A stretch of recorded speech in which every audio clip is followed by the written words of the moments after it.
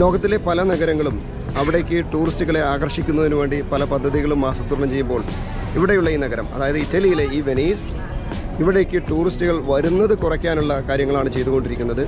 കാരണം ഇത് over tourism, അതായത് ഒരുപാട് ആളുകൾ വന്നുകൊണ്ട് പ്രകൃതിക്ക് ഇണങ്ങാത്ത രൂപത്തിലേക്ക് ടൂറിസം വളർന്നു എന്നുള്ളതുകൊണ്ട് അവർ പല കാര്യങ്ങളും ഇപ്പോൾ നിയന്ത്രിച്ചുകൊണ്ടിരിക്കുന്നുണ്ട്. അതിലൊന്നെന്ന് പറയുന്നത് ഇവിടേക്ക് വരുന്ന ആഡംബര കപ്പൽ, വലിയ കപ്പലുകളെ ഇവർ ആദ്യമേ ഇങ്ങോട്ട് വരുന്നതിന് വിലക്കി. രണ്ടാമത് ഇവർ ചെയ്തത് വലിയ ഗ്രൂപ്പുകൾ ഇവർ ഇങ്ങോട്ട് വരുന്നത് വിലക്കി.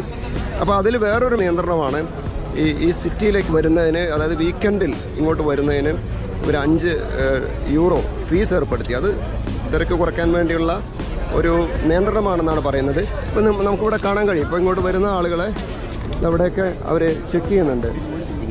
അതായത് ഈ സിറ്റിയിലേക്ക് കിടക്കണമെങ്കിൽ ഇങ്ങനെ പാസ് വേണം. കണ്ടോ, ഇവിടെ ഇവർ ചെയ്യുന്നത് അതാണ്, സിറ്റി പാസ് എടുക്കണം. അതായത് 5 യൂറോ ആണ്. അപ്പോൾ ഇങ്ങനെ 5 യൂറോ കൊടുത്ത് പാസ് എടുത്തവർക്ക് മാത്രമാണ് വെനീസിലേക്ക് കിടക്കാൻ പറ്റുള്ളൂ. ലോകത്തിൽ തന്നെ ഇത് ചെയ്യുന്ന ആദ്യത്തെ സിറ്റിയാണിത്. അതുപോലെ ഇവിടെ